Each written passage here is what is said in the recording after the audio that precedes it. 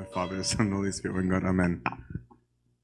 So I actually hate public speaking, and this is super awkward.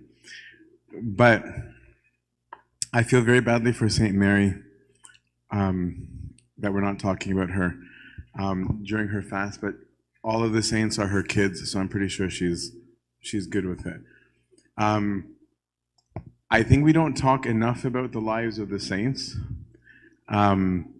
It used to be a big thing growing up. Like, it was a very big thing, and if we got like saint pictures as gifts, that was like a really big deal. Now people are like, what do I do with this?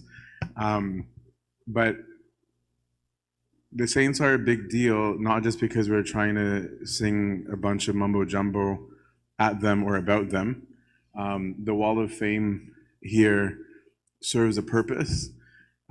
Because when we're trying to figure out how to do things, how to live things, what it means in real life, almost everybody says they want something relatable, right? And so learning the lives of normal people that became abnormal by societal standards can be really helpful. And St. Pope Kyrillos, he's not someone that I actually talk a lot about. I did the GYP on this, and unfortunately one person's here who was there. So just pretend it's all news to you. But St. Pope Kyrillos is an interesting one because he lived in our time. So many people that you've met crossed paths with him probably historically in real life. You might have been affected by him. And I think that most of us only know like the miracle side of him. Growing up, I didn't really like him. I thought his picture was petrifying. And there was like one on our kitchen, on our fridge, that if I ever was gonna sneak food, I'm like, I won't do it, I'm sorry. Because the look that he gives was absolutely petrifying. And so I'm gonna break up his life. I'm using predominantly the book that most of you have either read or been made aware of by Abuna Daniel Fanous. I think it's the best thing available to us in English because it amalgamates all the existing sources, plus the interviews, plus the letters of Pope Kyrillos where we can hear his own voice. So I'm asking, if you're not able to come every night, I'm not trying to be egotistical, this is about Pope Kyrillos, not me, to follow, like to hear them after, because I think people's least favorite talk might be tonight, even though I think tonight's is one of the most important, because people like the fireworks, they want the miracles, the exorcisms, they want all the big stories. But part of the point to me is trying to point out that you don't get better at something in a vacuum, right? You change because of real life. And I think that we forget that this lived in real life. And that's why I'm starting with Pope Kyrillos as someone tangible, somebody accessible, that it's like the staple of every Christian home. You're gonna see a picture of Pope Kyrillos somewhere up on the wall. And it's like, who's that guy in our Canadian Franks thinks a terrorist, right? That at least now you can have a real sense of who he is. Especially because I think Pope Kyrillos today, who's celebrated, I think we don't realize that part of the reason, in my view, that he's so big today is because of how not big he was while he was alive.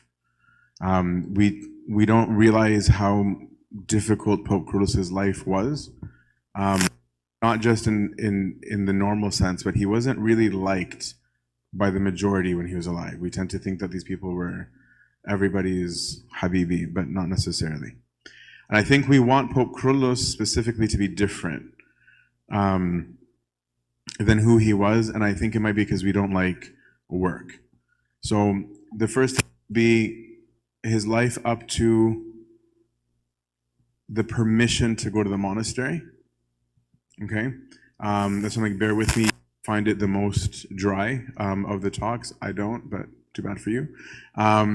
The second two will be two halves of his monastic life, because that's the majority of his life. There was the quiet side of it and the serving side of it. And then the last one will be some meditations from his very short time as patriarch. He was only on the throne for 12 years. And what I think made it one of the most remarkable 12 years in the history of the Coptic Orthodox Church. In his own words, I'll start with his own sentence, "My parents raised me in the fear of God." right? And it's so Pope Kyrillos to start off by giving credit to someone else. I want you to, like what we're gonna do, I'm gonna be biographical. I won't put too much of my own thought in the telling of the story. And then at the end of each one, I'll meditate on some things just so that we're not constantly interrupting what happened. But what I would ask from you before I get back into it is, I want you to be meditating while you're hearing on the fact that this is a real human being. God willing, on the next three, I'll have like a video of pictures playing in the background. I didn't get it to, I want to hear, just so that you have a face in front of you that you're paying attention to, because he's so real as we're going along. And think on your own meditations as you're hearing it of whether you would have thought the way he thinks, made the same decisions that he made, or if you heard this story while he was alive, if you would have thought he was crazy or normal, just because then you can get more into it about what he's like. So, and have in mind, last preface, sorry, it's a really long intro for an intro lecture. Have in mind during this, that what was established in this period of his life, this first period, this is what would carry him through his monastic life and his papacy, right? That he didn't become Pope Kyrillos after he graduated from Boromos, right? This is where Pope Kyrillos was made. Okay, he's born August 2nd, turn of the century, 1902, allegedly in Tuch Nasara, which means the region of the Christians, in Menufeya. And I'm saying allegedly because he actually might have been born somewhere else, but this is what was written on his ID card. And I think it's also very telling that there's mystery around Pope Kyrillos even in this, because Pope Kyrillos is a man of mystery because so little came out, right? So little came out of his mouth. So he's born in 1902 in August, and then his family moved to Damanhur, Bahira, and then they moved at some point back to Tuch Nasara. And I'm saying all these details for a reason because, again, I want you to be thinking about yourselves here too. This constant moving does something to somebody, right? When you're constantly moving, if you know anyone that's had to relocate multiple times, it has an impact. His father, Yusuf Ata, was a general manager of a landowner, which is probably why from a young age that Aizer, which is his name at birth, Aizer Yusuf Ata, was used to moving around. His father was religious, classic Shames Kedahil, pious deacon, apparently had a good voice, and apparently was very good at calligraphy. The fact that it was brought up that he's good at calligraphy means it must have been a big deal, like something that he was really into. So he was an artsy. His family was middle class. Okay, so he's not upper crust completely, but he's not in poverty. They prayed together. Wonder if we do that today. And a big thing in the household actually was reading the lives of the saints as a family, and I really think that's a big deal. His mother, Esther, died early when he was only about 10. His father would remarry, and so he would become the third child of 8 when you add on the kids from the second marriage. So we're going to go through a lot of these anecdotes about this period of his life you've heard, even if you haven't read the book, right?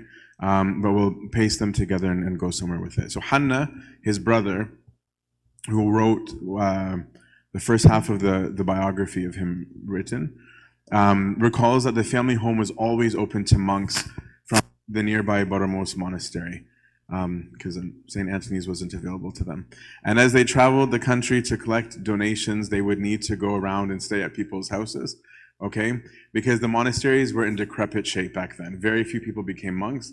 They were always in destitute, and so actually monasteries would claim certain geographical regions as their own, right? So it'd be like, this is where we collect donations, because without them, they couldn't survive, right? This wasn't about pomp and grandeur. It was if they didn't get money, they were not gonna live. So apparently before his 4th birthday in 1906, an elderly monk by the name of Abuna Tadros al-Boromosi knocked on the family door, and he was accompanied by someone named Sawiros, who would assist him because Abuna couldn't see very well. And Aizer was mesmerized, right, at the image of the monk.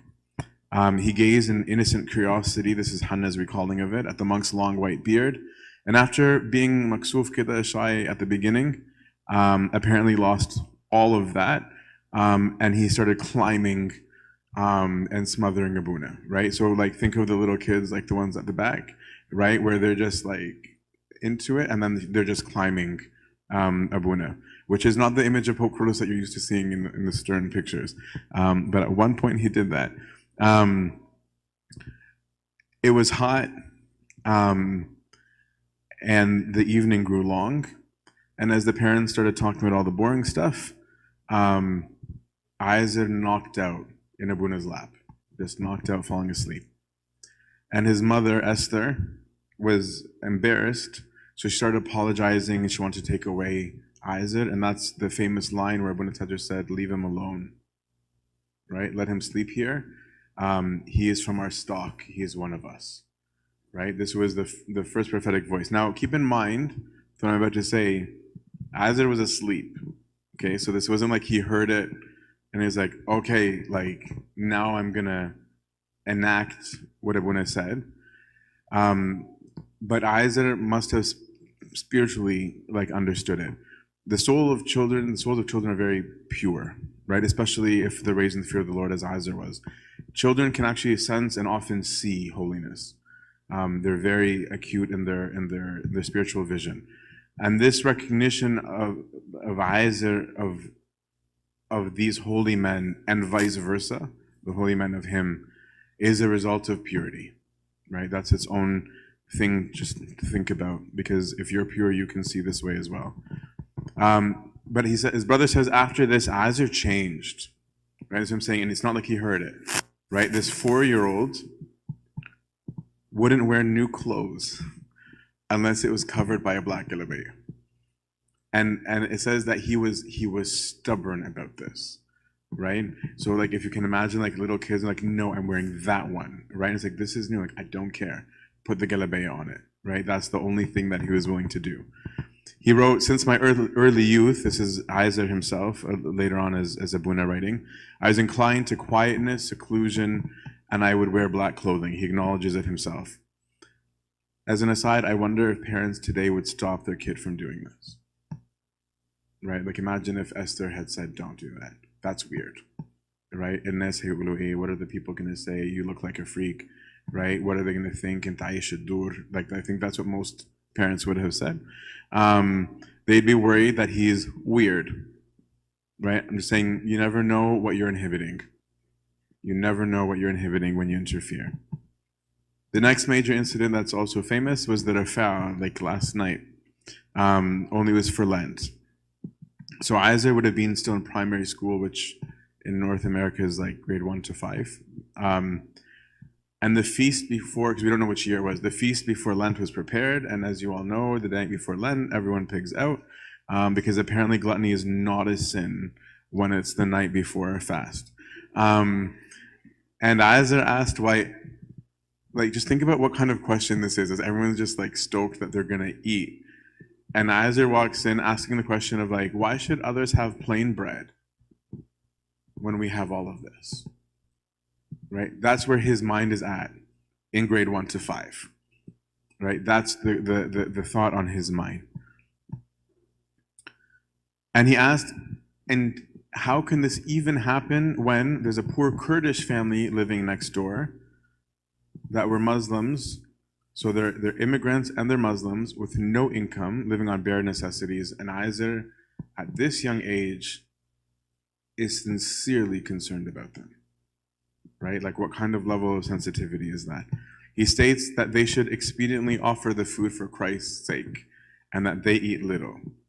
And what do you say when the 5-year-old, I mean, he's probably more like 8 or 9 at this point, right, is saying, how can you feast when that people are poor? We should share.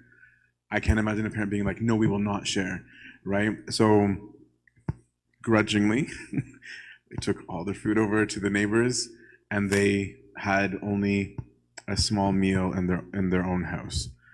Nobody could resist him because what he was saying was true, right?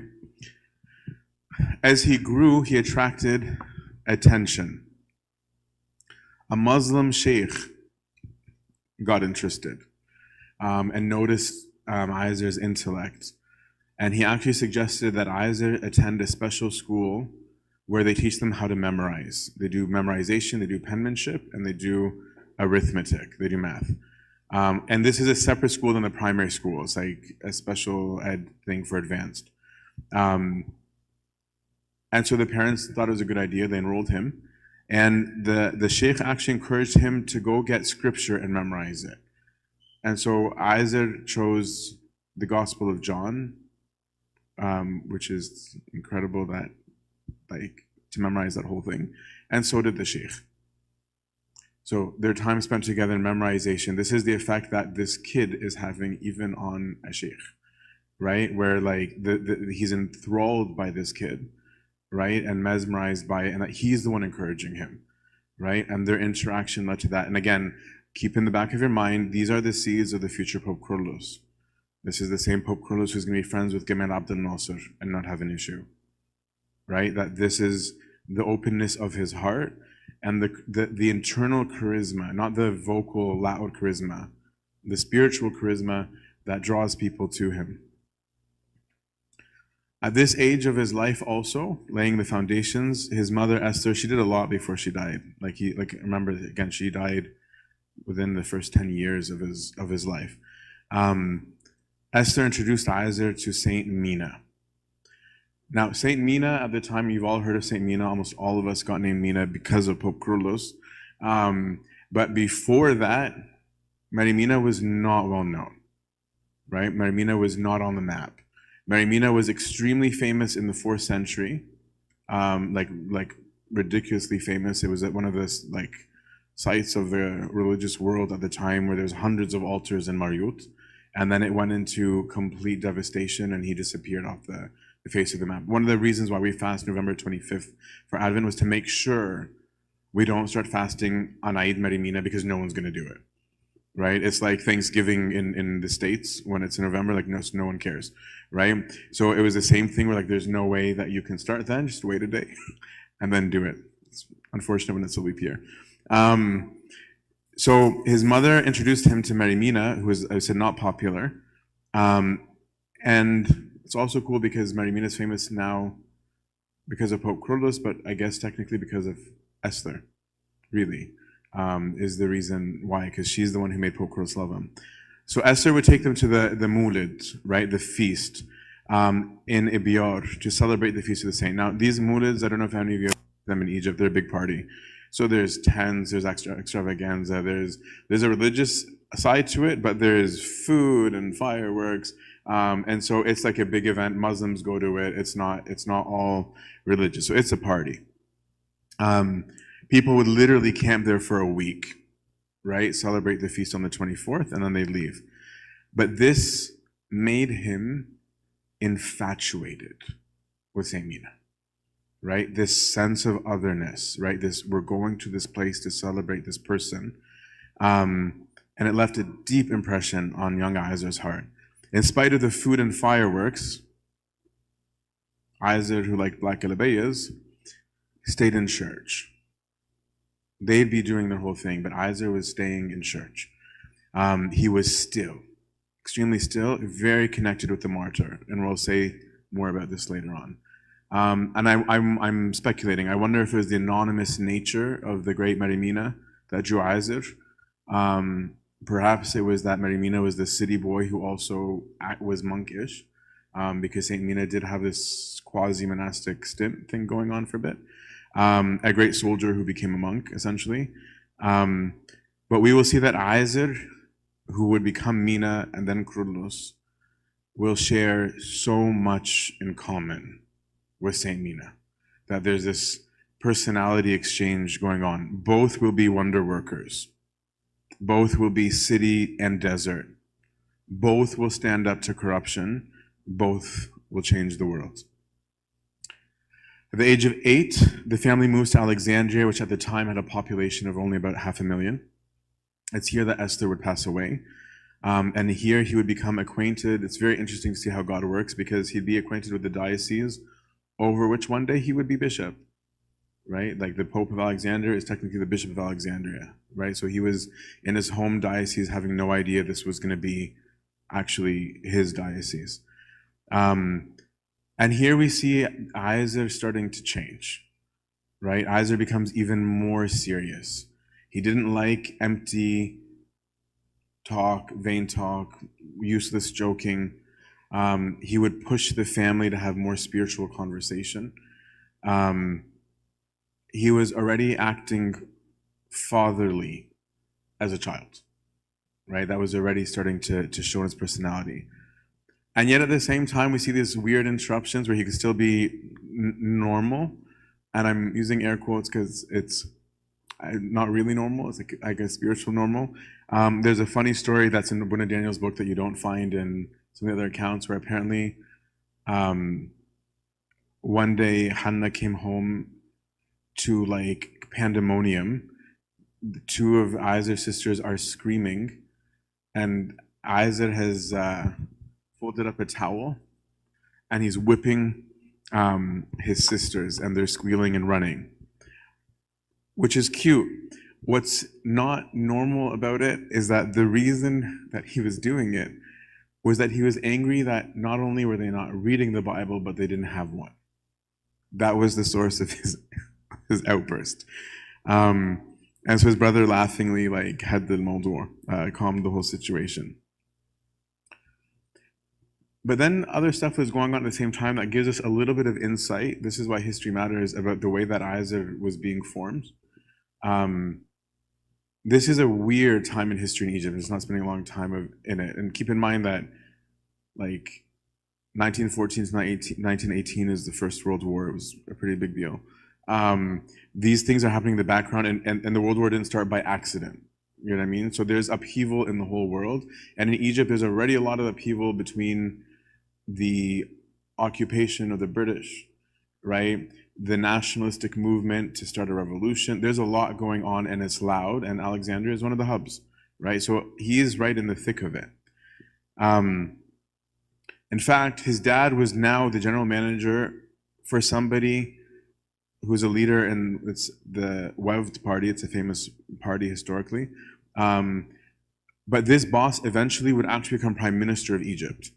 Okay, so I mean, it's like he's really in the thick of it. So he's in the place where the underground meetings, the movement, everything's happening. He's right there, right? So it's not like this is somewhere distant where he's not hearing about it. I'm overly emphasizing on purpose because I want us to think about how impacted we would be when that's happening. And it's said that he was patriotic, like that he was a patriot, except that he was not incessantly talking about the revolution while others were. That wasn't his main thing to talk about, which is so opposite of us, right? Like for us, every new thing that happens, there's like, look, COVID, look, mask, look, BLM, look, George Floyd, look, Ukraine, look, and like nonstop, and we all have a lot to say all the time about all of it, even if we've never even heard of the Ukraine before this week. But Pope Kyrillos, at that young age, started the famous saying that he would be known for later, of saying, "You fill the air with talk," "Malitul hawa kalam," right? Which I love that expression, right? Of just like you're just filling the air with words, right? That's all you're doing. So at the age of 16, and after a lot of political turmoil, the collapse of the Ottoman Khedives and a growing unrest from the British, towards the British, a secular movement towards revolution began. In November 13th, when he was 16, Saad Zaghloul, he's a famous figure in Egypt, went with a party to demand independence, and it was rejected, and he ended up being arrested and exiled to Malta. That event, the reason I'm bringing it up, is like, that made Egypt just burst into protest and riots, right? So think about, again, like George Floyd, right? After George Floyd happened and everyone took to the streets, we have something of that magnitude is happening in Egypt. So the country is in pandemonium, and that's all anybody is talking about. Martial law got enforced over the country. This is literally exactly what happened during that time. Plundering, looting, railways were destroyed, which is a really big deal back then. And the revolution began. And the church was heavily involved, very heavily involved. And again, I'm using this to say that even when the church is involved, let's look at the character of Isaac through these very same scenarios. There's a famous priest named Kyrillos, who apparently preached 59 days straight in Al-Azhar against the British. Okay, so it's bizarre that there's a priest in Al-Azhar and he's not really preaching Christianity. But this is where these famous things started of long live the crescent and the cross, slogans that were even in the recent revolution in Egypt. Religion is for God and the nation for all.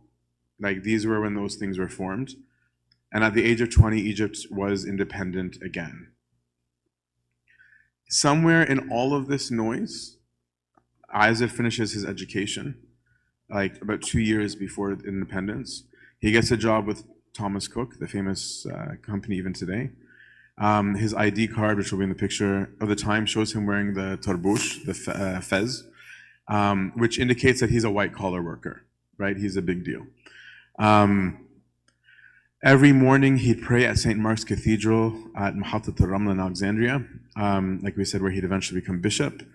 And I envision in my head, I'm like, that's so weird. You're going to the place of your throne every week, right? Like imagine if like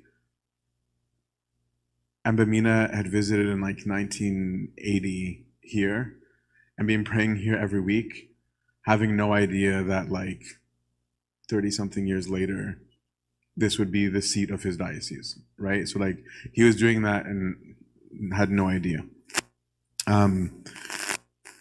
So he'd pray daily, and there's this famous story that his boss, the general manager, is a very strict person, and he paid attention to punctuality. And as you know, Egyptians are exceptionally punctual. And Isaac was accused of being late.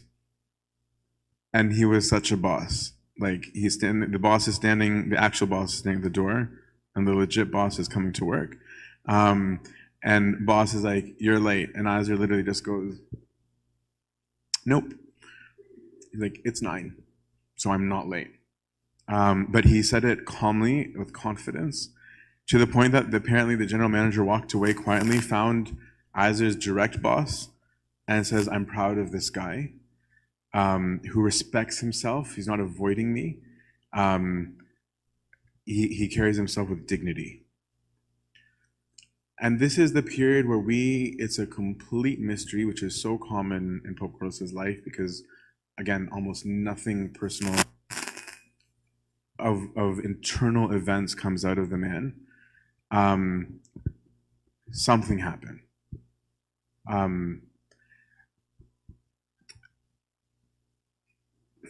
Perfect timing. Matches the mood.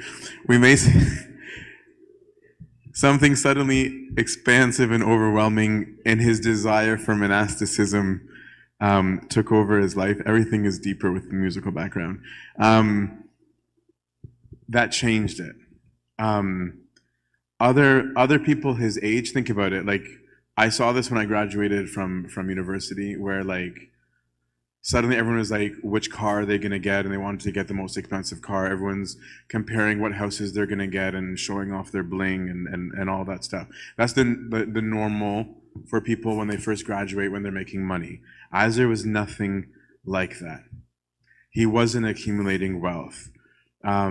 He wasn't searching for a partner. He wasn't chilling nonstop. All of his spare time was absorbed in liturgy and prayer, and his family started to notice very dramatic differences. Every evening he'd be locked in his room in prayer, reading scripture, and they weren't sure what was coming, right? They couldn't understand what was happening. Isaac, and I want you to keep in mind, like today we can read 100 million monastic books, right? Like if you want to read the Paradise, you can just buy it on Amazon, right? You can get Life of Macarius, Life of Antony, you have all these books. That wasn't a thing in Isaac's time. So the reason I'm saying that is that his behaviors, that to us are like, yeah, that's monastic. That's not something that he would have just like heard about. Like here, like because we've heard stories like Pope Kyrillos being like, yeah. He would not have been hearing those, is what I'm trying to get at. This is the natural movement of Isaac. It's not something learned, it's something intrinsically coming out. he started closing his room. He treated it like a cell that nobody could enter, right? So his room was off limits completely. No one in the family was allowed to enter. So they could only see the outside of Isaac, right? Whatever was going on the inside, they could not access. And that's probably why this turning point, whatever it is, nobody knows, right? We have no idea. He slept on the floor and started practicing the life of a solitary in his room. He ate very little. There's a letter that's later on in the book that I'll read you a piece from that Abuna Daniel has in the book. All the letters to Abuna Daniel's book, we didn't have access before it. That I think might be casting light on how Isaac was living and thinking, because he sent this letter much later in his life to his brother, giving him advice on how to live in the world. And usually that kind of advice is coming from what you did, right? That's what I'm saying. That's why I'm using it, because it might be giving insight as to what he was thinking when he did it. Now, before you get mad at Isaac for what he's saying, like, wow, extremist, he's not asking you to do it, right? And he was being asked, how can I live in a particular way, right? And Isaac is giving an insight that I think we should take seriously, but again, bear that in mind. This is Isaac's instruction, actually later on Abuna's instruction to his brother Hanna. Commit yourself to go straight from home to work and vice versa. Likewise to church and spiritual meetings. Don't hurry in walking except when necessary. Don't be walking fast and mistagriani. Do not turn right and left when walking on the street. These are extremely ascetical. That might be lots of like, don't even look. Don't stimulate the senses. Look straight ahead while walking, praying in your heart, Lord, take care of me. Hide me under the shadow of your wings. O my Lord Jesus Christ, deliver me from any offenses. When you come back from work, take off your clothes, wash your face, and rest for a little. If you want to have some recreation, you can go outside far from noise and ponder the works of the Creator and the beauty of nature. Do not reflect too much on the affairs of life. Do not worry about anything. Cast your burdens on the Lord, and he shall sustain you. Do not stay too late outside. It is better not to be out after 8 o'clock.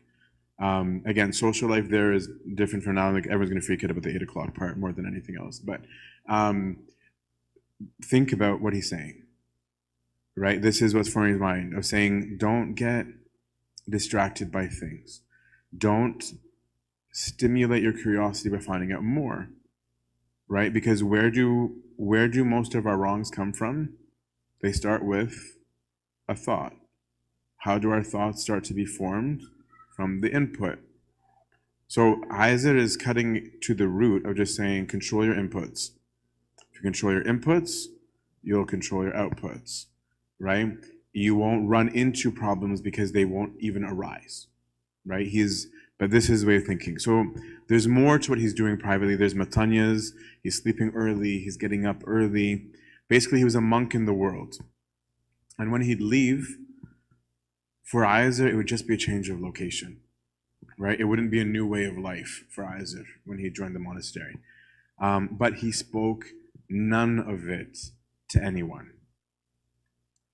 Out of nowhere, June 1927, so a month and a half, 2 months max before his 25th birthday, just so you have in context how old this guy is when he's doing these things, he suddenly submits his resignation.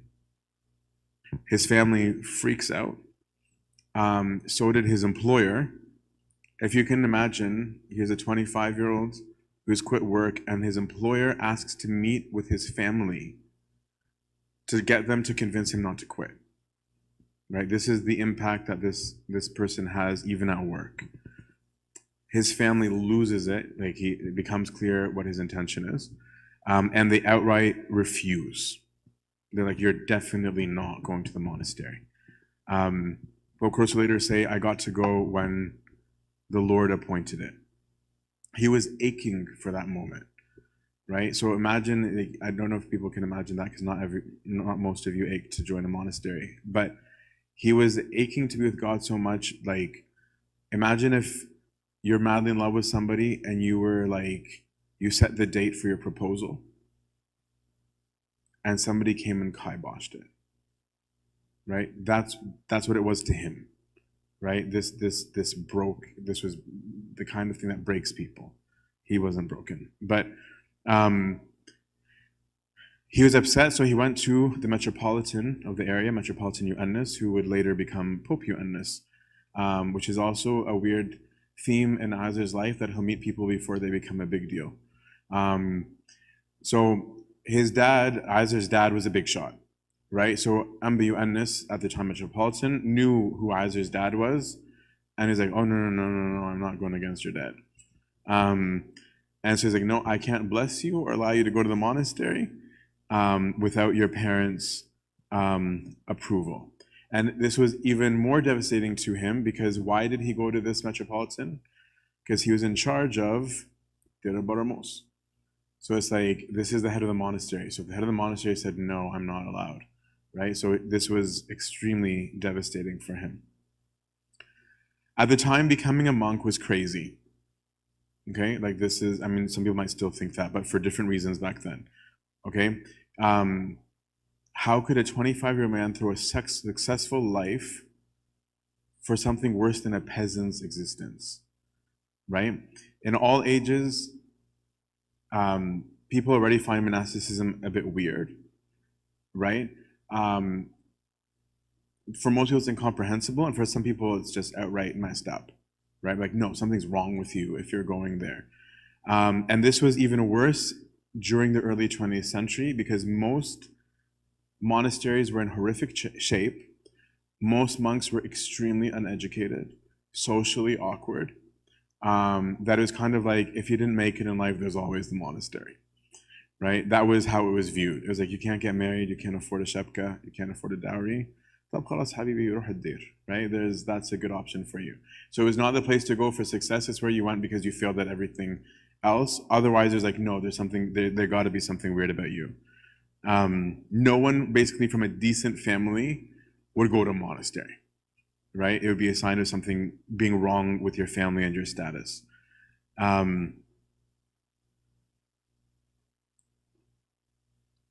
But all of their petitions and advice to him were in vain.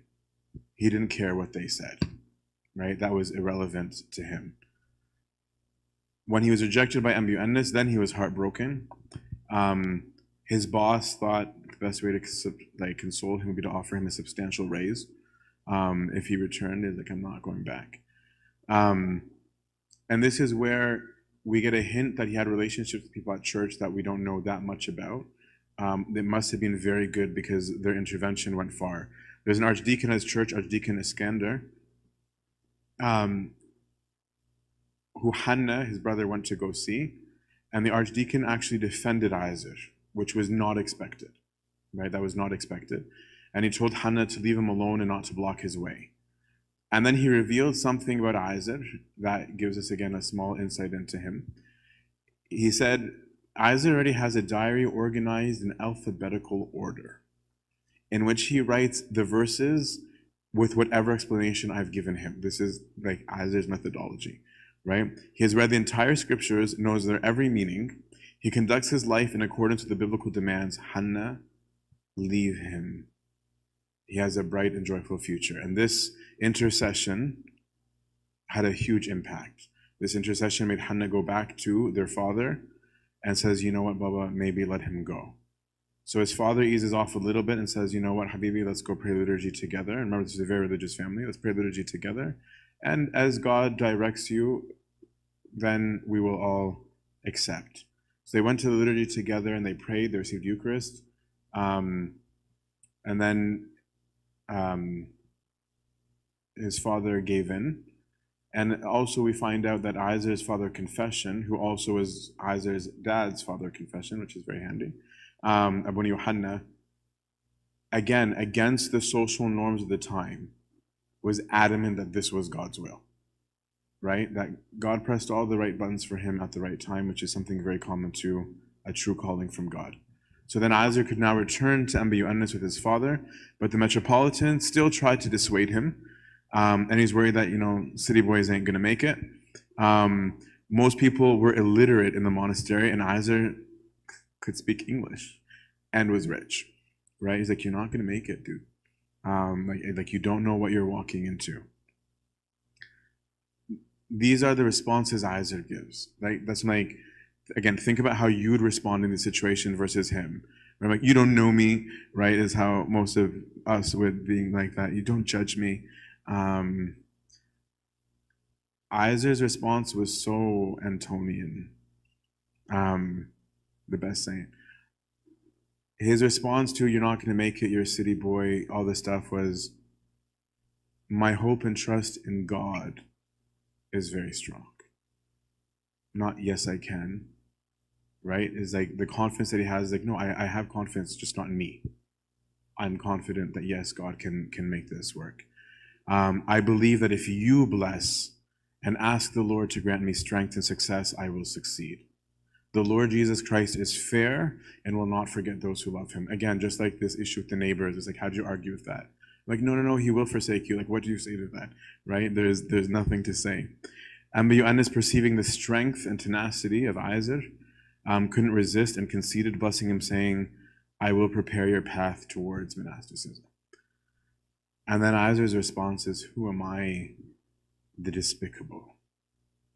Right? It's not this triumphant, did it, right? Like I'm just like, get into the spirit of this man, right? Who am I, the despicable?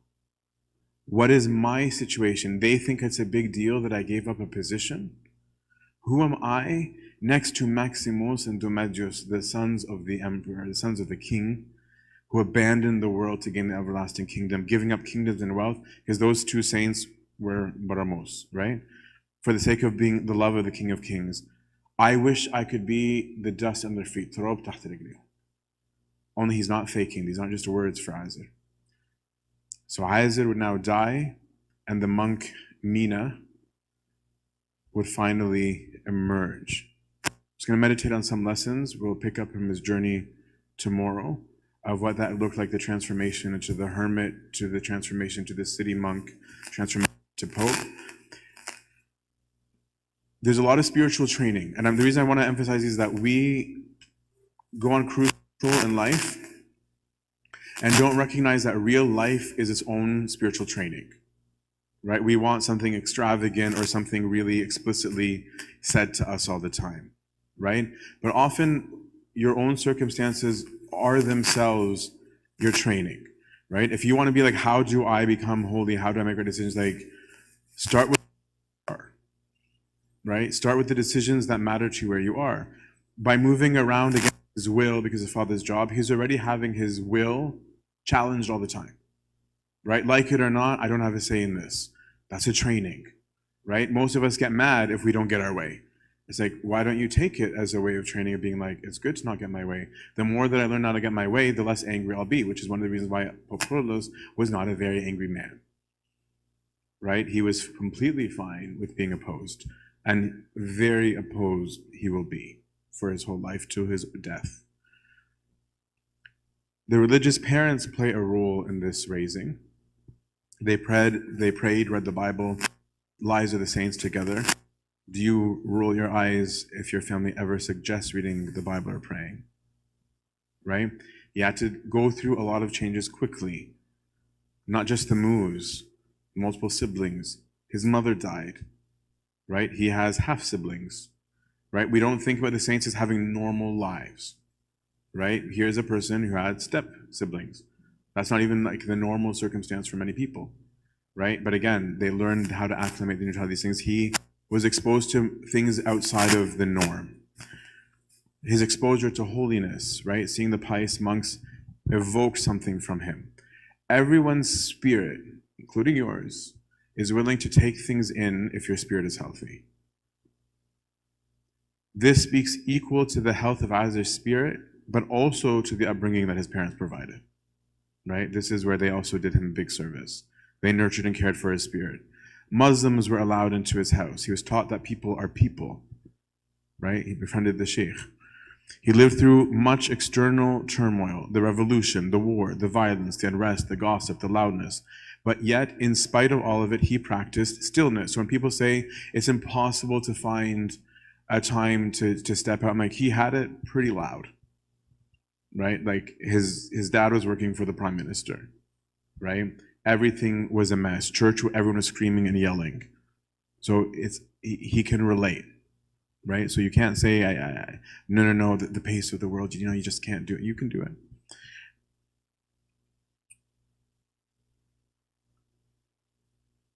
His mother and father made home spiritual, and I wonder if you guys think that's a big deal. Imagine, I'm thinking about how we function in modern life. Imagine if Parents' Day, because this is the norm, or like, can we have liturgy at like 6 p.m. for Easter because my kids have bedtime? Imagine if you put your kids to sleep early and that kid didn't sit on the monk's lap. That changed the course of our church's history, right? Of being like, no, it's important for me that my kid see this, that my kid be nurtured in this way, right? Imagine if you said, we're not going to the Mulid because that's going to conflict with our sleep schedule when they're horrible the next day, right? Can't get them down. They're just so unruly, right? That's how we think, right? Would the objects and the atmosphere enter him because they did something to him, right? His commitment to learning, even school, taught him to memorize. That skill carried him later in life. Are you committed with the small? Right? His commitment in those small things made him incredibly skilled at really big things. Because he wasn't saying, I'll do it when it's big. Right? He did it when it mattered all the time. That makes a big difference in life. Another thing, objects. Objects can help you spiritually. Right? The black galabeya thing. Okay, it's weird. Right? Like socially, it's definitely not normal. Right? But objects do something. Right? There's nothing wrong with having something that makes you feel or think in a particular way if it's right. Right? Or that little notebook that we got a hint of from the archdeacon, right? Like, I bet you that book was very treasured to him, where he alphabetically like put it together. I'm sure that to him this was a very intimate object, right?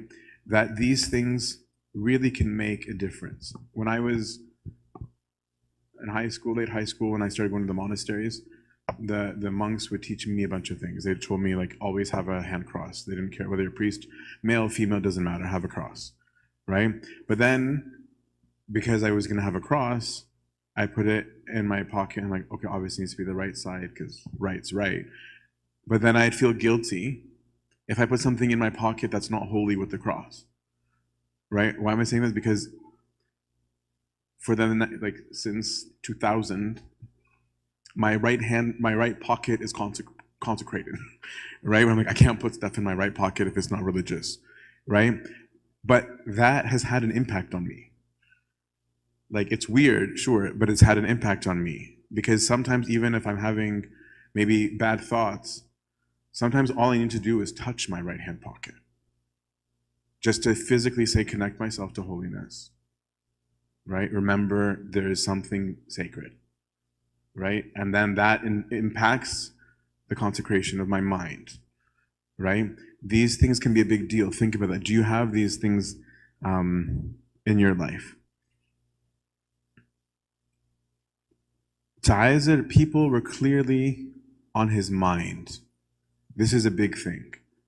And I think it's a thing that's so missing from our generation.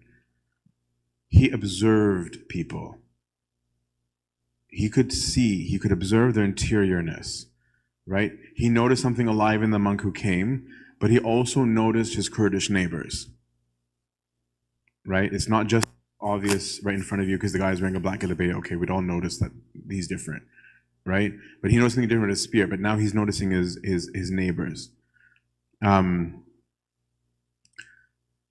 He was in primary school, right, like grade 1 to 5, but noticed that they were destitute and had nothing. Right? What kind of thoughts are you having when it's an active thought on your mind of like, hey, those people are suffering? That's a person who's not self-obsessed. Right? How many of you ever noticed that? How many of you think about any time you've been on the SkyTrain or whatever it's called here, the metro, or any public transit, have actively noticed regularly other people's states of being? How many of you know anything about your neighbors down the street to begin with? right? This is, good job. This is something that most of us are not like. This awareness of others, this seeing Christ in others and acting as Christ to others is a big deal.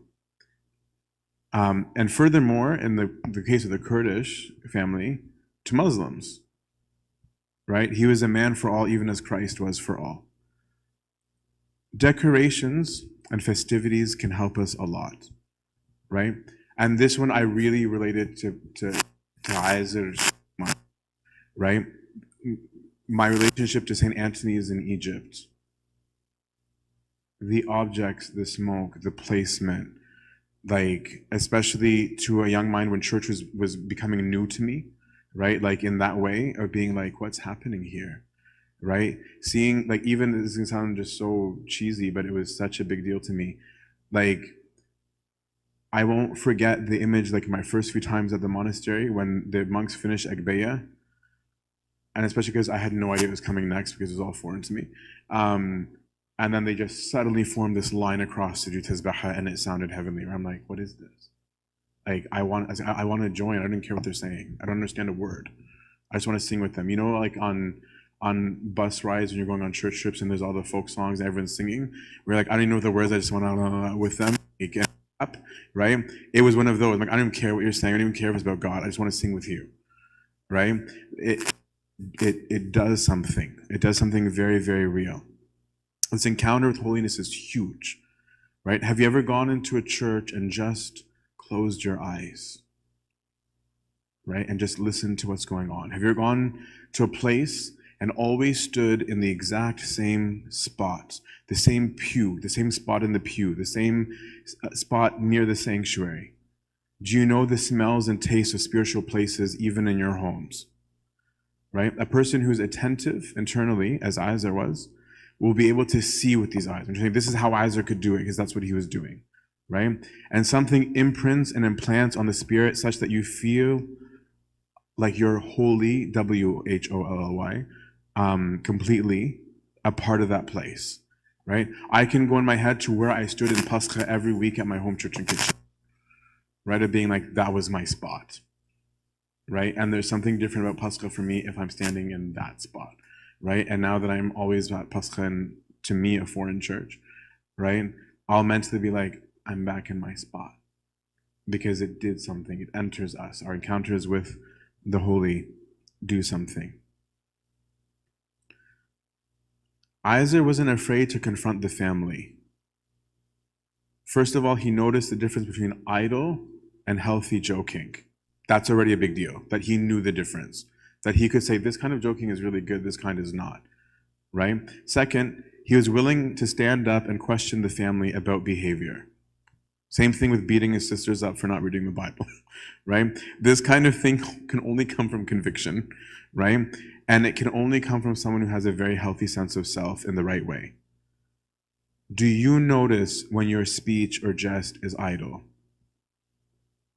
Do you have the boldness to question the behavior?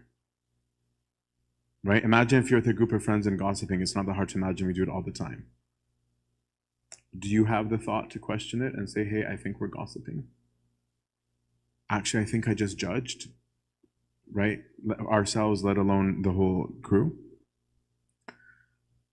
And this aspect of Pope Cruz, by the way, never changed. I had the blessing of knowing a woman who passed away from California who Pope Cruz was appearing to her all the time for the last year and a half of her life, very regularly. It's on Samira, if you haven't heard of her.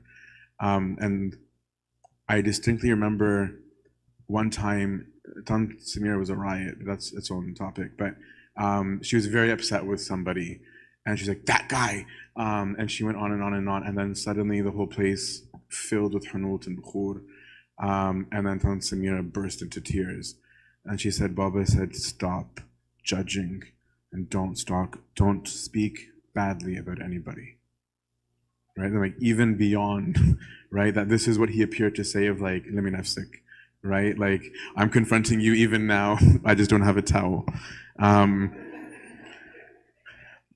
Do you take spiritual discipline seriously? Would you be upset if your family member doesn't read their Bible? Would that get to you in the same way? Would you lose sleep over it? Like, how can I go? Like, someone needs to talk to them. Do you have that sense of urgency? Would you challenge them? And yet he submitted to the authority of his older brother with the towel incident, right? He accepted rebuke, and we'll see a lot of that in the future stories as well. 10 minutes max, and I'm done. Sorry. Less than that even. Sorry, thank you for your patience, guys. He had a spiritual father, which is very important if you don't have one, who understood him, clearly understood him, right? That even against all social norms was able to say, leave him alone, this is God's will. But do you seek those? Imagine if he didn't have those, is what I'm trying to get at. If he didn't have the spiritual father and the mentor, the fight about the monastery would have been dead in its track. Those relationships that he might not ever have thought would result in that are why he got to go, right? They ended up being the intercessors for him. Do you seek those, right? And he could love the country, but wasn't confused that virtue came before country, right? He has them in the right order. This is particularly relevant, I think, in how we deal with things today, right? COVID, God rest its soul, kind of ish,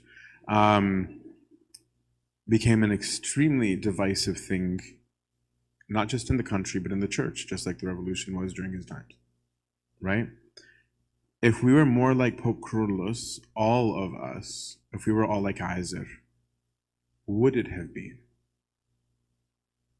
If we were all more like Isaac, would it have been divisive in the church? I highly doubt it. Incessant talk about where you stand. When I wrote this, it was Texas abortion laws. Now it's Roe v. Wade. As a random example. I wonder if this is something Pope Kyrillos would have said, or Isaac would have said, you're filling the air with words. Why is this all you're all talking about? Right? Like, why is that a thing? When people interrogate the church for individual members' stance on elections, because that was a thing for them too, what would you have done? Right? It says that the mosque and the churches, the religious institutions, they were speaking about these issues. So like Isaac was standing in contrast even to the norm of the churches at the time, right? Because he had in the right order what matters. And he was a child when a lot was going on, but the political events and positioning were no less than they are today, okay? His boldness of truth was not something just with family, but at work, the whole "you're late" incidents, right? He was always bold in the truth. He had a character that was confident in the truth. It wasn't self-satisfied. It wasn't egotistical. It was rooted in reality. That's why he could confront his eminence about rid of the monastery. Right? I'm talking about these little things are what made the big things possible, right? Because he wasn't being arrogant, saying, no, this is just the truth. That's why he could stand in front of his eminence and say, no, I would like to join, and I do believe the grace of God will support me. It was a confidence in God, not himself. But people only think of those words, as we're trying to get at. You'll only have that thought if that's real to you. How many of you would be able to randomly make up a response of, I have confidence that God will grant me success? Such a simple sentence, but how many of you could even invent that as a response? It's not how most of us think, right? It would be like, can you just give me a try, right? And if I don't, like, you can kick me out, right? Whereas his first line of defense is God, obviously, right? That was where he went right away. With what seriousness do you take the ascetical practices he had in the world? His sleeping early. Isaac never had FOMO because he was always where he wanted to be. So there was no FOMO. He stripped his body of comforts, not just unnecessary ones, which is what helped him not need or want those things later. These are why. So I'm trying to make a point of this is how Pope Kyrillos got formed. Why could nobody bribe Pope Kyrillos? Because Isaac couldn't care less about money. Not because Pope Kyrillos couldn't care less about money, because Isaac couldn't care less. You couldn't buy Pope Kyrillos by fame or public opinion, because Isaac didn't care how anyone thought of him. He only cared what God thought about anything, right? It's formed in the small, reflected in the big. There is a very huge value in asceticism. And Isaac, the layman, practiced asceticism. We think that's for monks and nuns.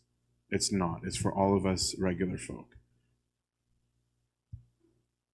So sure, he was called. Sure, he was marked. That much is clear. But that's different from saying that God made him that way. It was more like God was pointing at him saying, this guy, right? We can't say he was lucky, like he had special circumstances compared to others. We can't say that society was more religious then than it is now. Isaac was not different than his surroundings. It's just that Isaac was not conforming to the world, and his ability to do this would carry him throughout the rest of his life. He doesn't feel the need to become his surroundings. He does gospel in his surroundings and then changes the surroundings by just doing gospel. He longed for holiness. Longing for the monastery is like longing to marry a particular girl and being afraid of anyone that might say no. He was thirsty for God. A man of prayer, I'll end with this, a man of prayer is formed in real life, not in fiction. I'm going to repeat that over and over. Let there be no thought that he became prayerful because everything around him was easy. It was not. Nothing was easy about his environment. It's not because everything just working out for him in the normal way. Prayer is a disposition. It's a position of the self before God. It's a state of being. It sometimes involves activity, but it's not an activity. It's something that was worked on and through, and the child Isaac is very much part of Pope Kyrillos VI. A man of prayer is not necessarily weird. A man of prayer is not necessarily silent all the time. It's not necessarily uninvolved in life or church or nation. But a man of prayer knows how to be, how to exist in all times and all places. So stop and think where you are, Isaac, right now. He's 25 when he goes to the monastery. Think of the life decisions and the ways that you reacted to everything in your life until now, and ask, do you choose holiness? Do you choose labor? Do you choose asceticism? Do you choose passion for the Creator? What do you choose? Because Isaac was not trying to mimic anyone. Isaac was being Isaac, and Isaac chose God. Glory be to God forever. Amen. We'll continue with the next tomorrow. Thanks, everyone.